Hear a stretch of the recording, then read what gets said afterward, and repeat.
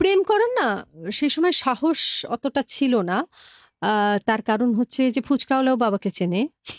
হ্যাঁ, বাবারা ৫ ভাই। দাদার বন্ধুরা সব কিলবিল করছে, চতুর্দিকে গার্ড দিচ্ছে। মানে তুমি বাবা যদি বারণও করে যে আমার মেয়ে, আমি বুঝবো, তুমি কিছু বলতে যেও না। ওরা গিয়ে পিটিয়ে দেবে বোন আমাদের বলে।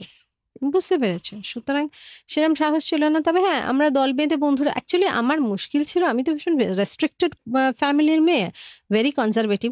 আমার বাড়িতে হচ্ছে ৯টার মধ্যে বাড়িতে ঢুকতে হবে। এবার ৬টার সময় ঠাকুর দেখতে গিয়ে আমি যদি ৯টার মধ্যে বাড়িতে ঢুকি, তখন সবাই বেরোচ্ছে। হ্যাঁ, এবার আমার খুব খারাপ লাগতো। এসে আমি আবার মায়ের কাছে বাবার কাছে ঘ্যান ঘ্যান করতাম আমাকে নিয়ে বেরোনোর জন্য।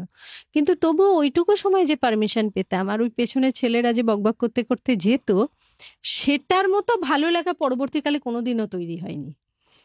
সেটার মতো ভালো লাগা, মানে ওইটা যে কি ভালো লাগা আর কি আনন্দ পেতাম, সেই পরিমাণ ভালো লাগা পরবর্তীকালে এত কিছু পেয়ে, এত পুরস্কার পেয়েও বোধহয় তৈরি হয়নি। মনে হতো অপার্থিব কিছু একটা ঘটছে আর কি। আচ্ছা।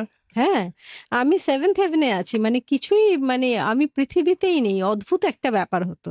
মানে 3 ইডিয়টস এর ওই জায়গাটা, মানুষ প্রেমে পড়লে কি হয় জানো তো, মনে হয় চাঁদটা বড় হয়ে গেছে, হাওয়া হাওয়া দিচ্ছে, চুলগুলো উড়ছে, সেই রকম ব্যাপার হতো আর কি। মানে হাতের বাইরে সবকিছু মনে হতো, আমি কোথায় আছি।